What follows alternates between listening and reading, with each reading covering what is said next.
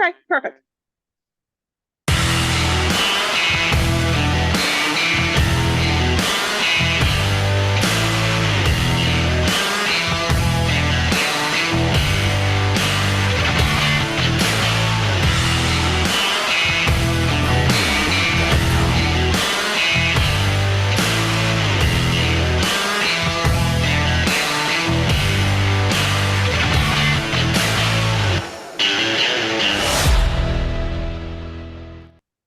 All right, welcome to the Sober Heathen podcast. I am the Sober Heathen, and this is going to be fun. I can tell it's going to be fun already.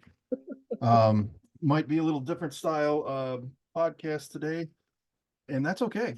I have Kathy today. Kathy, where are you from? I'm originally from Indiana. Right now, I live in North Jersey, Bergen County. Woo woo. Woo woo. All right, I'll put another marker on my map. I got a little map. It's not up in this room currently, but I put a little marker on where I've had people from. So I look forward to put another one marker in there. So you do a podcast. What's it called? What do you talk about? So my podcast is Gossip, Rumor, and Innuendo. It's a true crime podcast, sort of like a true crime comedy podcast. Basically, I watch true crime, I follow true crime, and then I nobody in my family cares about true crime. They're just like, Alex, who, what? Like they don't care anything about it. And I needed to talk about it. So I just started talking about it to my telephone alone in my living room at like 4 in the morning every day. And it turns out people like that. And so a couple of people have jumped on and joined me, and we just talk mess about true crime, and it's glorious. I love it. Oh my gosh, I think Miley, my girlfriend, is going to end up loving. You probably have a new follower because she likes watching stuff like that too. I was watching a little bit Awesome. this morning, and you used the term a narcotics enthusiast. I thought Yes, that was hilarious. because manners, you just can't be out here calling people crackheads. I mean, Right. narcotics enthusiasts or people who are in the sales and marketing of narcotics. Oh my gosh. And then yeah, that was the next thing that I wrote down. You talked about dealer confidentiality, and I thought that was freaking hilarious. It's like, are there HIPAA laws that go into Right, exactly. that? Some people are confused because this lady told all her personal business to her drug dealer, and her drug dealer told the police. And I'm like, ma'am, in case you were unclear, there's no drug dealer confidentiality. See also no hairdresser confidentiality. We've seen a lot of people giving up the goods in true crime cases. So, in case people were confused, that's not a thing. Well, you think, they're so trustworthy, right? They'll deliver to your front door. You can call them anytime. As long as you got a couple bucks, they're your best friend, right? My dealers always felt like a safe space.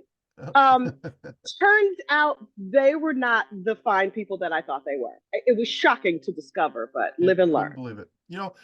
I was always under the impression that the people behind the counter giving me the bottles, were buying my bullshit. I would shave. I wouldn't do anything for days, but I'd get up in the morning, I'd shave, I'd put on a polo shirt and some khaki pants, and I'd go to this gas station this day, this gas station the next day, this party Oh. store the next day. And it was always the same line. It's like, well, it's my day to buy all the alcohol for golfing.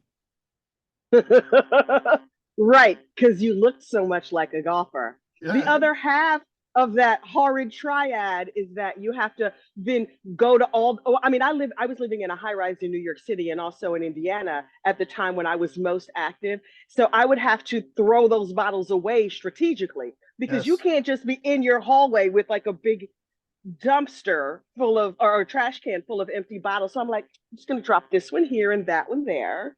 Brilliant. But in high school, I would just throw them in the front yard and I would go, Mama, these wine cooler and Zima bottles in our yard. I will pick them up and put them in the recycling. Oh, well, that was nice of you, right? But I was raised right. Yeah. So I was raised right.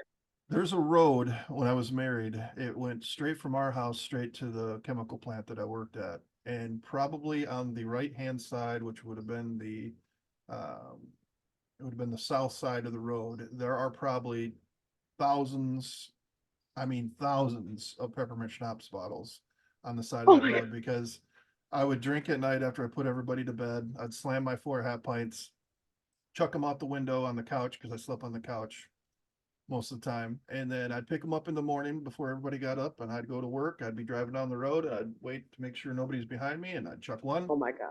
go a little farther, chuck another one. And I would I would like to go walk down that road one day and just see how many Oh I my could find. God. It'd be like an Easter The egg hunt. litter bug of it all. I'm kind of horrified. Here's the thing that is shocking to me, right? Like when people are in relationship, like, I mean, I got sober fairly young. I was in my 20s, I guess, Oh, the good for first you. time I went to rehab. Um, I'm stunned at people who were able to like maintain relationships, keep a boyfriend or a girlfriend or a partner or whatever. I was not marriage material. I was nowhere close to marriage material. And I just assumed, well, clearly I have partnered for life with my several drugs of choice, and that's how this is going to be. So I'm amazed that you got married and had kids. Oh, That's stunning. so I think I went from a heavy drinker to alcoholic, during the marriage when it wasn't that great. Okay. You know what I mean? And so my kids were born. I thought that, my drinking was getting heavier and heavier. And then my kids are born. I'm like, oh, well, that'll solve it because I've always wanted kids. I love my kids with everything. And then, they got home and they were safe, and that it was just a fifth every night. And then the marriage Dang. was kind of poop. And, I had a big part in that, obviously, but I just don't think that Sure. we were the right fit. And so the drinking got Right. worse and worse and worse. And I completely lost where I was going with this. So, I guess it's a little, no, no, we were just talking about like partnering. I guess it's a little bit different for men because as a woman, I thought I could never not drink for 9 months. And so hmm, there's no way I'll be able to have kids. Like the idea of being without my BFF, my substances yeah, of choice, because there were several, for 9 months was a non starter for me. I mean, I was also having these thoughts as like a 19-year-old before my drinking got like I was drinking and it was inappropriate and whatever. It wasn't crazy, crazy, but even then, I thought I couldn't go 9 months without a drink. Somehow that never triggered in me. Therefore, I should drink less or not drink. I right. thought, well, obviously, I will just never have children. Um, and so, and there you go. That was my thinking at the time. Thank God I changed my mind. Right. Sort of. I mean, I got accidentally pregnant a whole bunch of times, and so I got a bunch of kids. But all of that happened in sobriety. The Right gifts of on. sobriety are random accidental pregnancies Isn't sometimes. isn't addiction amazing that you will give up the gift of children, like want that, like, like I was hesitant for that too, you know what I mean? But Yeah, yeah, I also had a father-in-law at the time who was enjoyed his cocktails. So I could do whatever I wanted when I went with him. So I was like, well, at least I got right. that. You know what I mean? Yeah. I mean, I was willing to give up the gift of everything, Yeah. right? Yeah. Because I was like, one by one, things went away, people went away, situations went away. And I was like, well, I guess this is just gonna how it's gonna be. And I honestly got sober by accident. I was working a hustle, um, and accidentally ended up in therapy Oh, because okay. my first sort of issue. I mean, child, there have been many. Like I'm anonymous all over town, but but my first issue was food. I was like anorexic, bulimic, doing that whole thing, and I was like, what I should get is some therapy to help me figure out this food thing. And I called my insurance company, and they were like, "Are drugs and alcohol an issue?" As I chugged a bottle of wine, I was like, "Absolutely not." And they said, "Oh, well, your copay will be whatever." And I was like, I'm not spending money on this new thing I'm trying out. And so a few months later, when I called, they asked the same question. And I was like, I wonder why they're asking this question. I'm clearly not an alcoholic, but I'll say yes on the grounds that like maybe I'll get a lower copay. Yeah. And so I said, yes. And they were like, oh, well, can you come in today? And I was like, how much is this going to cost me? And they said, nothing. And I was like, oh, yes, sure. Alcohol's a problem. And I sat there in the lobby of this intake center thinking, God, how am I going to convince them? Okay, maybe if I tell them this bad story or that bad Right. situation, they'll be convinced that I'm an alcoholic when really I know I'm not. And I didn't, I was like, you know what? I'm living an honest life. I will just tell the truth. And when they say no, I will live with that no. And I told the truth, and they were like, "Can you go today? We're going to have somebody escort you across town to this other because we need to, put you in rehab today." And I was like, "Wait, well, me? I'm Wow. adorable. I could not possibly." Shows how much I knew. Did you have people when you went in? Did you have people tell you like, "Wow, you don't seem like somebody that should be in treatment"? Did you ever hear that? No. No. No, Yeah. no. People were like, welcome, girl, welcome. I mean, Good. but I looked very, like, I looked like a narcotics enthusiast. I was very thin. My cheeks Okay. were sunken in. My hair, my skin was gray. My hair was falling out. And people were like, oh, this from alcohol? Girl. But Yeah. and that was from anorexia and from other things I was doing to my Okay. body. And so on an empty stomach, alcohol does terrible things, For sure. and my behavior and the results of my behavior were really just, off the charts. So people in my life were like, oh thank God. So I, it got I, better from there. well, yeah. Well, I'm glad it did. You know, I asked that question because I had heard that a couple times when I was in treatment, and it pissed me off, especially when I was like ready to get make the change. You know what I mean? And Yeah. well, you don't seem like somebody that should be here. And it's like, what the hell does that mean, dude? Like, I was buying a half gallon and 2 pints at the end of it. You know what I mean? Like that, and the Yep. pint was to grease the wheels for the rest of it. And Yep. and they're like, holy shit. And it's like, man, just people are just I just had to ask because I was curious. So you I fell mean, into it. I went to I did IOP first for a Okay. year. And the IOP that I was in was on like Park Avenue or Madison Avenue. It was some fancy address in New York City. So I was there with a bunch of other people who didn't look like they belonged in a program like that. So I don't think I was so, drastically different than anybody. It was like, Gotcha. oh, this guy has a famous dad, and this one is a fancy this and a lawyer and a whatever.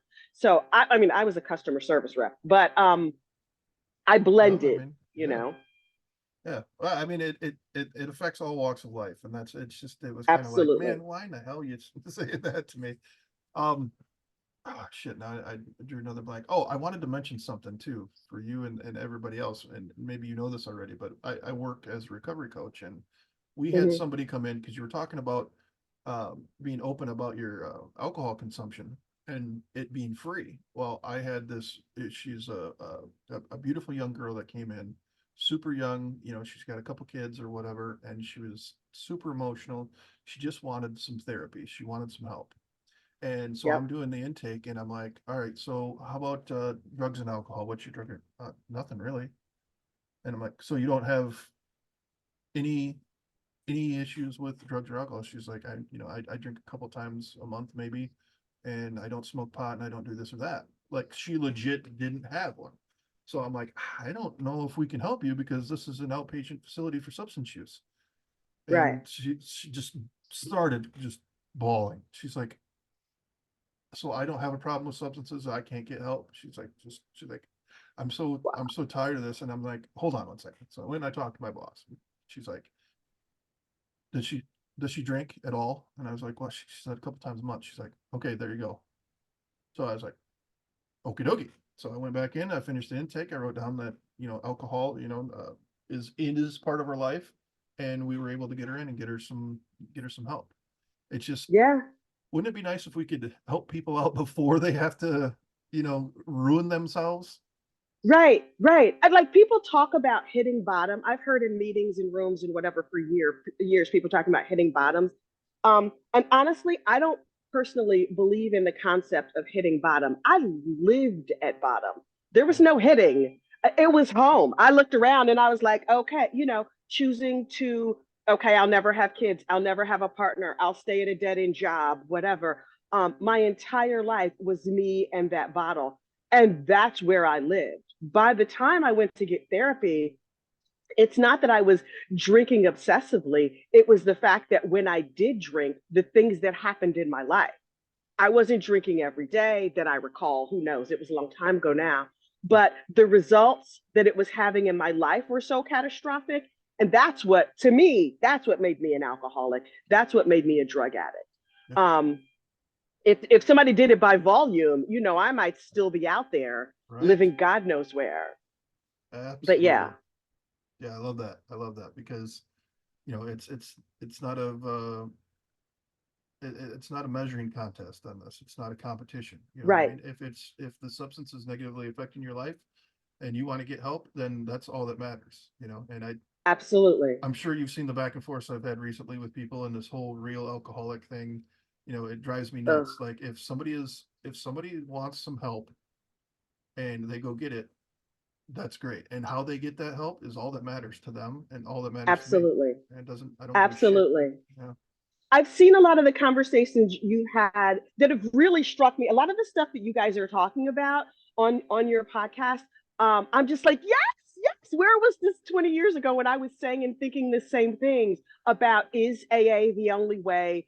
Do you have to do everything in this very prescribed way? Yeah. If you do all the steps and things aren't perfect in your life, does that mean that like you did the steps wrong? Like all of these are the conversations that I struggled with for so long, Yes. of like, wait, hang on. Um, Things are not perfect. So perfect as I define them, right? Sure. Some Yeah. people say, oh, you're done, you're not drinking, so everything is fine. But it's like all the stopping drinking meant that I had to face all the reasons that I drank: the bad relationships, the dead end job, the terrible boyfriends, all of that stuff.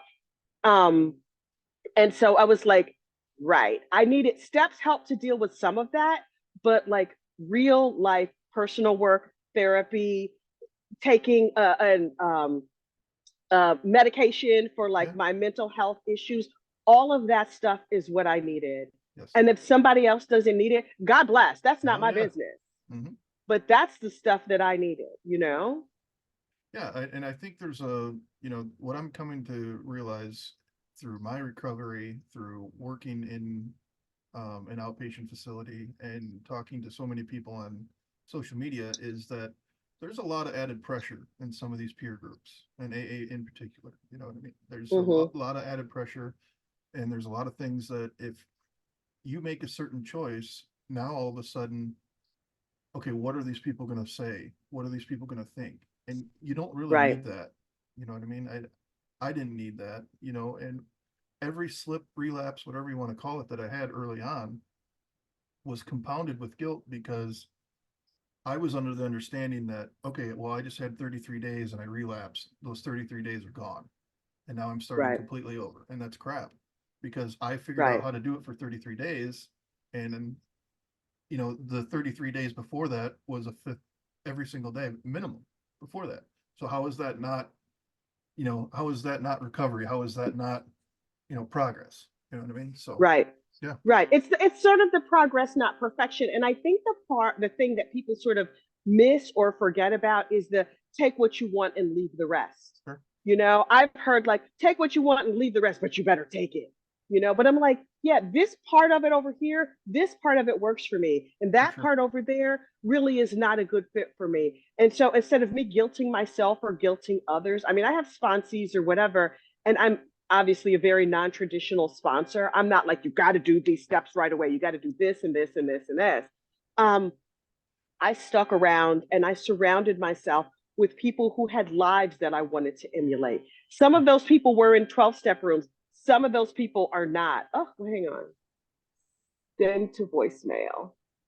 Hang on. I just had a call come in. Um, I sort of took the AA model of find somebody who has what you want and ask them how they're getting it. I absolutely did that in 12-step rooms. I absolutely did that in OA rooms. I did that with friends who were better at money than me. I did that with friends who were better at, dating and relationships than me. I have what I call the council of wise women, or they're not even all women. Some of it is gay guys. But like when I have a issue, I'm like, oh, this thing is happening at work.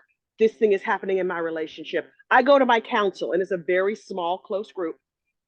And I say, what do you think? What do you think? What do you think? And Yes. then I sort of put that in my brain and then proceed accordingly. And then I take whatever comes out of that. So if it works out, great, great. If it works out and it's crap, then I'm like, okay, I made a choice. Yep.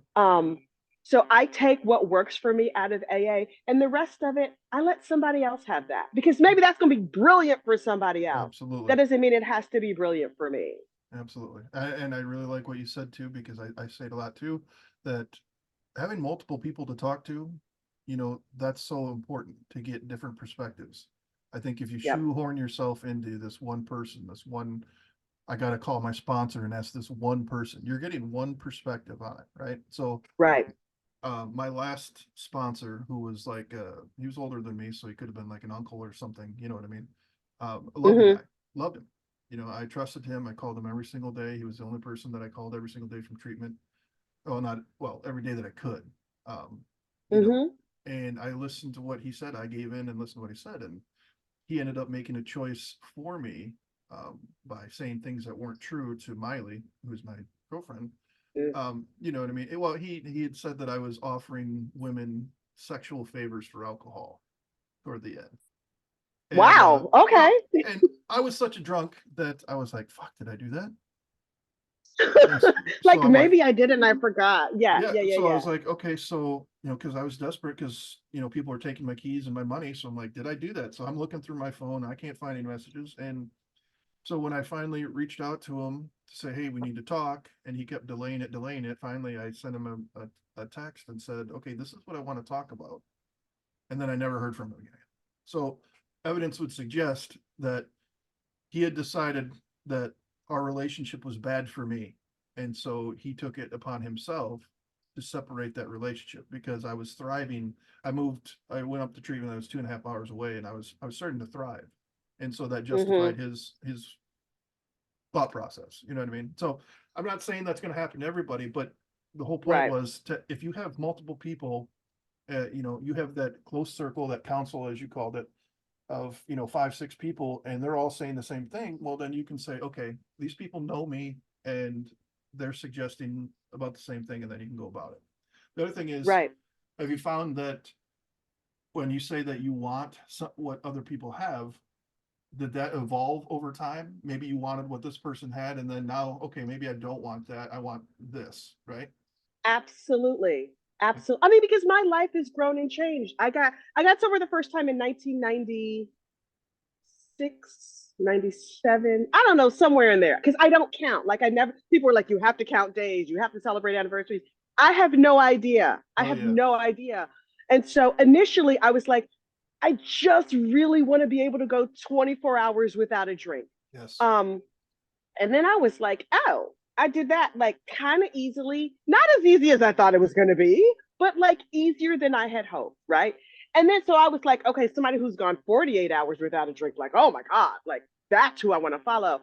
And then in time, I was like, you know what? I want somebody who is not drinking or using drugs or substituting with other substances and has like a good relationship with their friends, who has been able to choose a good job, who has a nice life. And honest to God, because I'm shallow, my very first sponsor, I chose her because she was a rich lady. I was like, this is New York City. It's a bunch of broke people around here. I want to be like that rich lady. Turns out she had a rich daddy and she could not give me that, but she could teach me some other things about choosing partners and who I surrounded myself with. Things having nothing to do with money necessarily, but she, in addition to having like she drove an SUV. I had like a bag full of tokens. This was back in the day to ride the subway. She taught me what it looked like to have a sane life, a not dramatic life. She said to me, "You don't have to live crisis to crisis," and I was like, "Wait, what?" It never occurred to me that it was not an option not to live crisis to crisis. I always lived crisis to crisis. I thought everyone lived crisis to crisis. yeah, And she's like, "Yeah, you don't have to live crisis to crisis," and I was like, "Holy smokes!" And so I learned that. And then she went off. I don't even know where she is today, but she was so instrumental in shaping the way I saw the world. And then I had a therapist, and he was like, you have to heal this relationship with your family, and you need to be nicer to your mother, and you need, whatever with your father. And I was like, listen, my parents, for better or worse, were not. It's not a great match for me. And he yeah, said to me, let the rooms be the good mother. And I was like, hmm? And he was like, they didn't give you, your mommy and dad didn't give you enough hugs or whatever it is. Let the rooms be the good mother. And I was like, oh, that first sponsor, some of the ladies that I met, some of the situations that I've been in, they have parented me from the time I was in my early 20s, literally until today. I'm 50, I'll be 54 this year. I'll be 54 in June. And because I was parented in those rooms, I have been able to parent other, particularly young people, particularly young mothers, And that's not that, like, I'm not paying for your college, but I can give you the benefit of my wisdom when you ask for it, right? Yeah, And I can give you parental type wisdom, and then you take that and do what you will with it. You'll use it, you'll throw it away, whatever. I'm just giving you the benefit of my wisdom. And so little bits here and there, I've been able to get all of the things that I need, and I've allowed that to evolve.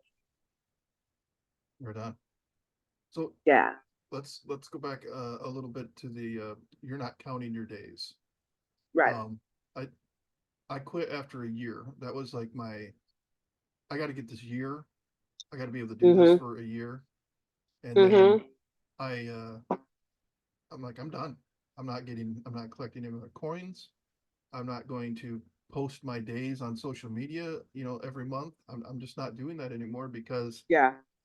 for me, my fear is that something happens and I lose the time that I put in because I don't really lose it, but there's that mindset, and that's the impression you get from a lot of people in certain circles.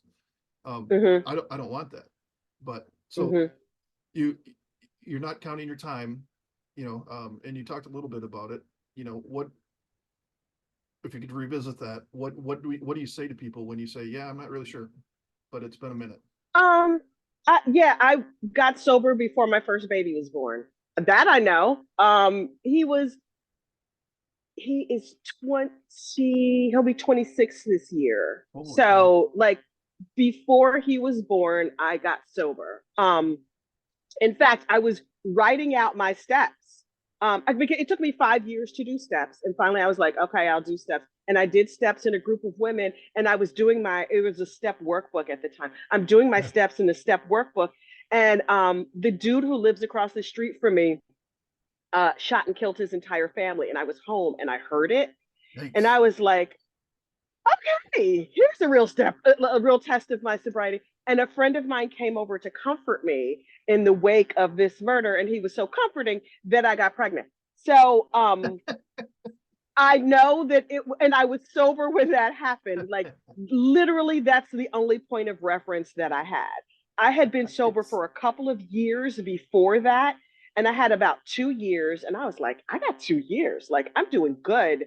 And I was dating a guy and he broke up with me. And I had just like 2 glasses of white wine. Because can't a lady just drink 2 glasses of white wine if she wants to?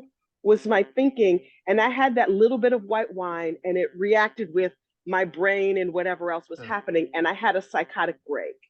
And I was like, okay, so when I finally was lucid enough and out of the hospital and all of that other stuff, I was like, I'm creating a new life for myself. That 2 years worth of everything that I learned, that didn't go away, but it took 6 weeks for me to be 8 weeks. It was a long time before I was mentally stable again. So I was like plodding my way through that. And so when I got sober, when I stopped drinking that second time, I was like, it's not about the numbers. It's not about the time. It's just about being really, really present in this day. yeah. The first chip I took at a meeting, I think, was a 5 year coin. I don't even remember. And then I didn't collect another one for many, many years. I think I have a 19 around here somewhere. Like, and the ironic thing is a friend of mine was like, you should count your days, it's for the newcomer, it's for the newcomer. And so that year I went back to my old diaries and I figured out, oh, I'm 21 years sober. And so I got a 20 we were talking about my 21st sober anniversary, and I struggled the most that year because I thought, I'm 21, I should drink. Like you can drink when you're 21, right? And I was like, this is some crazy thinking. And it never would have occurred to me if I didn't know I was 21 years sober. And Right. so I was like, I need to let these numbers go and be sober this morning, be sober Yes. right now, be sober in this moment. And so that's what I've done since, that time. And like I said, it was in the 90s. It's all I know. It's been a long time. Yeah. Isn't that crazy? You went, you did the math, 21 years. I've done this for 21 years. Yeah, why not? If I can quit for 21 Right, years, I can have a weekend, right? right, Fuck it. right. Yeah. I was like, oh, I could stemware. There will be stemware about. They've invented new drinks in the last 20 years. I'm sure I should try some of those. Yeah. What is this? there was, I don't remember what it was now, but there was like some fancy cocktail that everyone was talking about. It was an Eni something. I was like, I want to have one of those Enis, like a apple martini or a something. It was an Eni. And Yeah. I was like, I could have an Eni. And then I was like, what am I doing? I got a house. I got a good job. I have a husband. I have a kid. I have a bunch of kids. We have 4 sons, 4 accidental pregnancies. I'm partnered well. Like, I didn't want a husband. I just wanted to be partnered well. I wanted to be partnered in a good job. I wanted to be partnered with like good friends, Sure. and partnered with a good guy. And ultimately, that became a marriage. But I was like, I just want to have a good, nice life. And so, whatever the numbers are, they are. What I know is that I'm sober today. I did not drink yesterday. I have no plans of drinking today. And that has to be enough for me. Yeah.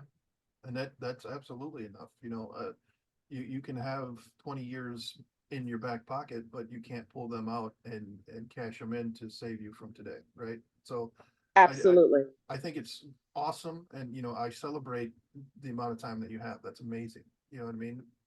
But for me as a newcomer, it's like I cannot fathom 20 some years of recovery, right? I can barely fathom 24 hours of recovery.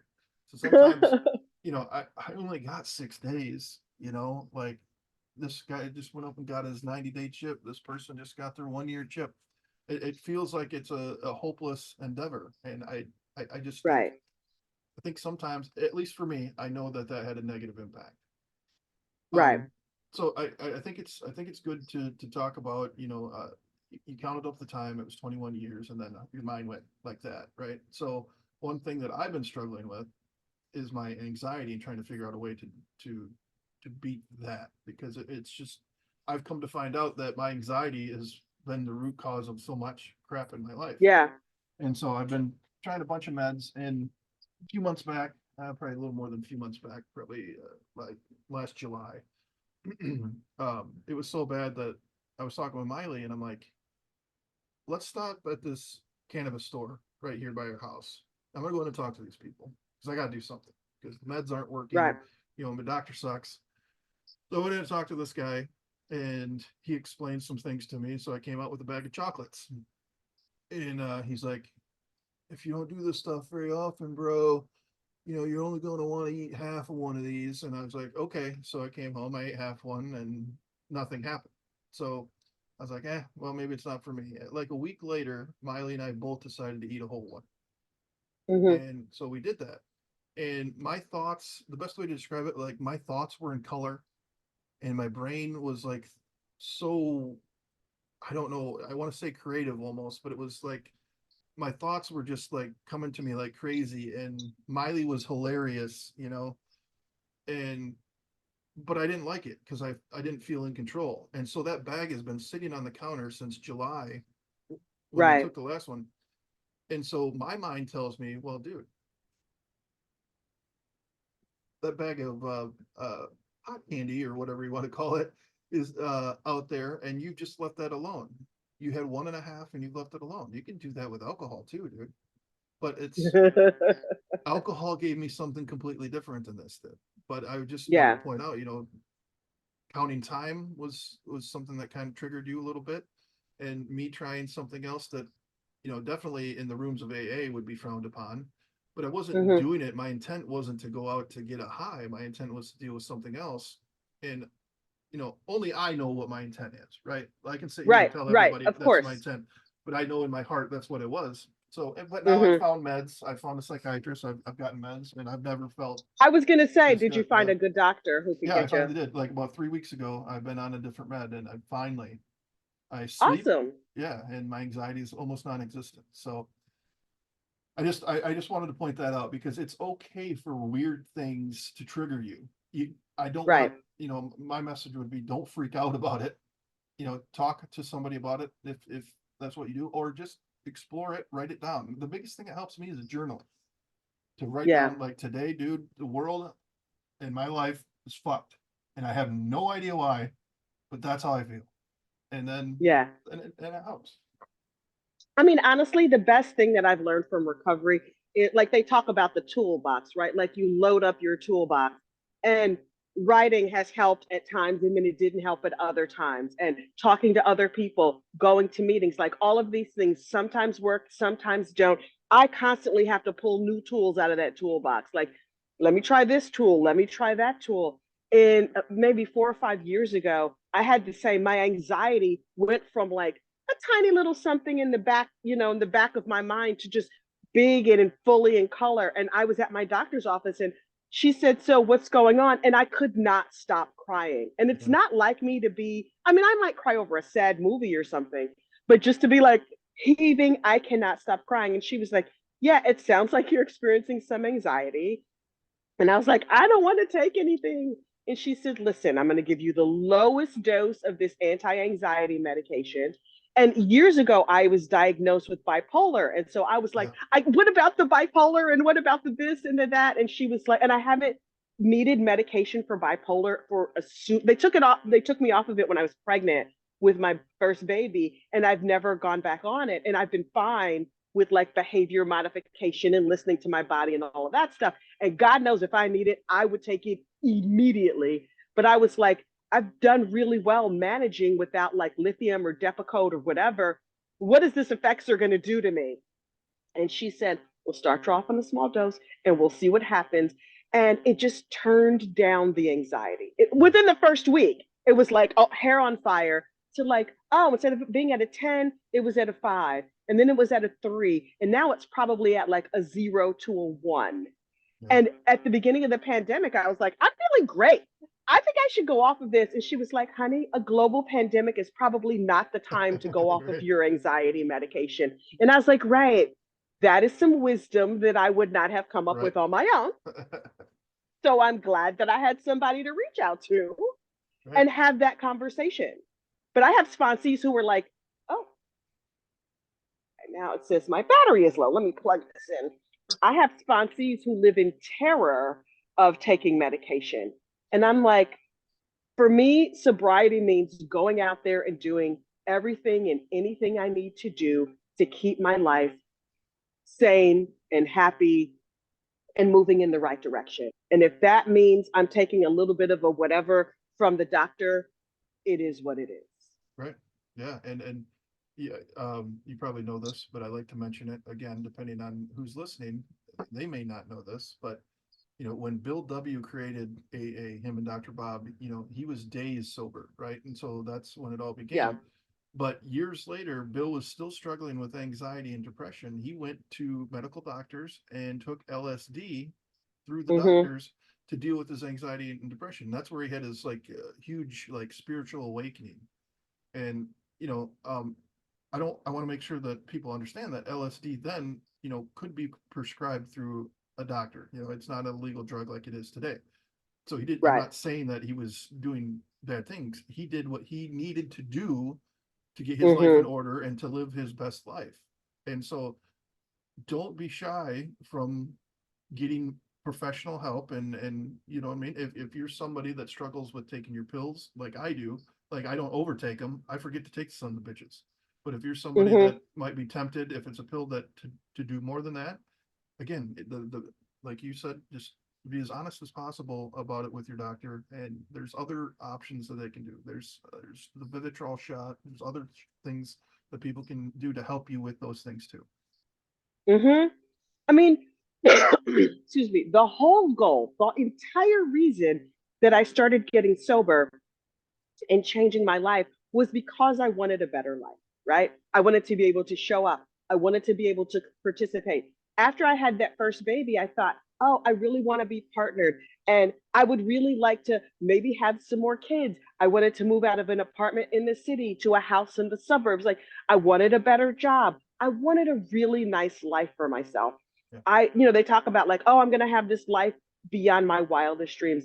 This much time on, like, I'm living a life that I didn't know to dream of. It's so much bigger than I ever imagined. There are things that happen to me on a daily basis that I'm like, if I had set and thought of what I wanted, I could not have thought of this. Right. Now, that's not to say it's all perfect. That's not to say that things don't go wrong. Um, Initially, I thought I could be sober as long as nothing happens. I'm never late. No one's ever mad at me. I never get fired from a job because I've spent at this point a big chunk of my adult life sober. The worst things in the world that have happened to me have happened while I was sober. The difference is I have a big old toolbox to deal with it. Yeah. Like when my neighbor killed his family, my toolbox was different than it is today. I Right. probably wouldn't go out and have a baby with a dude I barely know. Um, that's not a tool of recovery, just in case you wondered. Um, but I dealt with that situation sanely and soberly, and I made the right decision for myself at that time and continue to make other right decisions on that path. Yeah. Yeah. Evolution of everything. You know what I mean? You got to be willing Absolutely. to change with the times. Yep. Absolutely. And That's it just keeps changing. Everything is different all the time. This morning I was opening some old mail and I realized I had not paid my student loan payment in 3 months. And I was like, wait, what? How did this happen? But like it was an auto draft and I changed banks and whatever, whatever. And part of me was just like, oh my God, fear of financial insecurity. yeah. And it's not like I had 3 months worth of payments just sitting there, like I was like, oh, you know what? I'm gonna send these people what I can send them and I'm gonna keep it moving. Whatever it is, right? I just take life on life's terms, and that doesn't mean that I have to like it, but No. I have to do it. No. No. Yeah. Life on life's terms. There's a lot of things, you know, uh, and journaling helps me with it to understand what I can Yeah, change and what I cannot. There are some things that I yeah, can't change, and for me, I have to be careful not to roll over because there are things that I can change, and I don't want to get, I don't want to step back and just let things roll over me either. And that goes right. in, right? So, but there's absolutely things that are out of our control, like forgetting to pay the bill. All you can do is send them a little money, and they're going to be happy. It doesn't have to be Yep. the term I like that learned in that somebody said in treatment was awfulize everything. Like you could have totally Hmm. awfulize that to like 3 months behind. Oh my God, and Right. just let it just completely implode. So, yep, Right. Right. And it's funny because I have kids, and I mean, our kids are my stepson's 34, my oldest bio kid is 26, the other boys are 19 and 16, right? So they've only known me as a sober parent. And I hear them talk to each other and to their friends, and I hear them talk in AA, right? They're not calling it AA. yeah, They're not like going, oh, now we're going to do some steps. They're like, listen, I got to own my part. I just got to take it as it comes. They say these things. And part of me is like, oh my God, have my kids secretly been in meetings? Um, but it's like I hear them reflect back what they've heard in this house. It's good, just sort of in the air. And my husband is not a sober person. There's probably alcohol in my refrigerator right now. I don't even know. But like he yeah, drinks beer, he drinks garbage liquor. He's like, oh, there's a bottle of Alizé. And I'm like, I don't know what that is, but it looks gross. Um, Marijuana is legal in my state. Both he yep, and my son have marijuana cards or whatever. I mhm, don't get in that business. That's not my business. So y'all want to smoke? They have like there's a man cave out in the backyard. So they go out to their little smoke shack. They smoke. They do what they do. But for both of them, it's like, oh, they hit a little something, and then if they don't for 3 months, it's like no big deal to them. And I'm like, first of all, that's fascinating. I don't know nothing about that moderation life when it comes to drugs and alcohol, sure, but that's their stuff. That's their thing, and they go on and they live the rest of their life. And all I ever wanted to do was just go on and live the rest of my life in a good way, yeah, and in a yeah, way that tickles me. And like a hell lot of yeah, things I find hilarious. I see people watching these true crime cases like I follow, and they're like, they awfulize it, right? They're like, yeah, this guy did this thing, and let's all weep together. And I'm like, right, girl, but did you see what she was wearing? Like, right, yeah. I there's wanna, got to be another way. yeah, I wanna before we go, I wanna hear, you know, what the hot true crime story is before we go. Um, because Oh my I was God. you were talking about the guy that jumped over the bench at the judge or whatever and hit her with an unknown object, and you're like, did he hit her with the gavel? And I, I was like, oh my God, what if he Spider-Man over that thing and grabbed it on the way through, and then tried to be Thor, you know, in the next, I could just see it in my head. So, but That case first, is crazy. yeah. But before I want to thank you for coming on here because and I do like what you said about you hear the AA things, you know, you can call it AA things, you can call it therapy things. That's what I want my children. I want to hear those things from my kids because I am a Yeah. different dad than I was 3 years ago when I was seeing them all the time and every other weekend. Mm-hmm. Things that used to piss me off don't piss me off anymore. You know, I'm not on edge. I'm not worried about where my bottles are. I'm not pissed off Yeah. that I got to take 5 minutes to take the trash out instead of being able to sip on my drink or whatever. Just really stupid things to get mad at. And I know I'm a good dad. I was a good dad back then. I was just making some pretty shitty decisions, some pretty shitty choices, right? And Mm-hmm. Mm-hmm. but I want to hear that. I want to hear them like analyze and work through things to get to where I was because I know Yeah. from my family history, the little bit that I know of it, I was just treading the family line. You know, I was just walking that same road of everybody else, not dealing with my anxiety, my depression, my anger issues, my family issues. I want my Right. kids to, when they say, "Dad, I'm sorry, but I'm not ready to come over and spend the night yet." Okay, well, if there's anything that I can help, ease your comfort, I will do that. But until then, Yep. let's just keep talking and we'll work through it. You know what I mean? I'm not going to get offended because I created this shit show. So yeah, Absolutely. I really appreciate you saying that. So what's the hot topic in true crime today Okay. on Sunday? My favorite case that's happening right now is one that is the Treehouse murder case down in Key West, Florida. Everybody was high in this story, every single person. I don't know how they remember anything at all, but a lady was living in a treehouse. There was it wasn't really a tree, it wasn't really a house. She was an unhoused woman living on a platform that they called the treehouse, and somebody came in to rob her of her drugs and her money. She was having some breakfast crack with her friends, and so the two of them are high, and a guy comes up and is like, "Give me all the drugs, give me the money." And so she screams, "Help, help!" And her friend who was getting high with her was like, "Help! Go give them the money, give them the drugs." And so she turns over the stuff, and then her treehouse landlord, her tree lord, comes up and is like, "What are you doing? You're robbing my drug dealer." So he gets stabbed. Everybody runs off. People get arrested. And now all these high people are like, "I think he did it. I think he did it." Ultimately, a couple of people get arrested and carted off to jail. One guy says, "It was not me." Yes, we were all high, but y'all can't prove it was me. And so he's in court in Florida defending himself. The entire situation is a full on shit show. I'm loving every moment of it. Awesome. So we're gonna have to look up the The um, Treehouse Murder. treehouse murder. Okay. I It's love, on Court TV. dude. It's on, listen, it's on Gossip Rumor and Innuendo, my YouTube channel. Oh, I cover it every day. All right.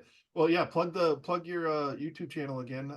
So because Yeah, I don't have the following you do yet, but I might be able to direct some people your way, and it's really good. you're It's so very sweet. entertaining. It's very entertaining. You're so sweet. I am Gossip Rumor and Innuendo over there on the YouTubes. We just hit like 5,000 Yeah. followers, which is Congratulations. crazy. That is awesome. Crazy. I'm loving it. And we have merchandise and all kinds of stuff. But really, I'm just there to talk about true crime. I'm also on X, which is where I found you. But I'm not good at it. I can't figure. People like make comments, and I'm like, I don't even know what they're replying to. But I loved your content when I first saw it, and you and all of your guests or whatever are my Sunday meeting. I'm like, oh, I need a meeting. Let me go see what Scott's up to. Awesome. Um, and then I'm also on Instagram, but I don't really post there that much. I maybe should more, but child, I got things to do. See, I don't get Instagram. I have no idea. I'm completely lost on that thing. So Yeah. I know that's where it's at because that's where a lot of people have it. But I'm gonna stick with X or Whatever. YouTube. Yeah, I mean, this is my therapy session when I get on here and talk about what's going on with me, and when I have great Yeah. guests like yourself and other people that come on and share a little bit of the recovery. getting a DM about, a guest that came on and how it helped somebody. I mean, there isn't a paycheck that could make that any better. And, I don't get a paycheck for this. 100%. I don't get a paycheck for this, and that's okay. Yet, It's just, yet. it's a yet. And one thing that, my Lindsay and Adam and stuff, that we've talked about, because we do a lot of lives now, if we could get some sort of thing rolling with this, I would love to help people get to treatment, because holy crap, if you have a job and regular insurance to get into treatment, to afford it, is really hard to do. To get to treatment is really hard to do. I got so many people coming into my office that, the bed's available on Thursday, but the courts have taken away their ways to travel. They've alienated their families. Oh, They've done all these things. They've made oh, choices that wow. affect them, but they can't get to treatment. So Right. love to do things like that. You know what I mean? And so that's the ultimate goal. But for right now, I'll take a great conversation with great people and share it, and hope that something we said can help somebody. So thank you very much, Kathy, for coming on. Absolutely. Thanks so much for having me. Yeah, this is awesome. I'm gonna dive more into the true crime stuff. I want to look into this treehouse thing, so make sure you check out our podcast, and you can stay up to date with all the new true crime things that are going out there. Thanks again, Kathy. It was awesome. Thanks so much. Bye Bye bye. bye.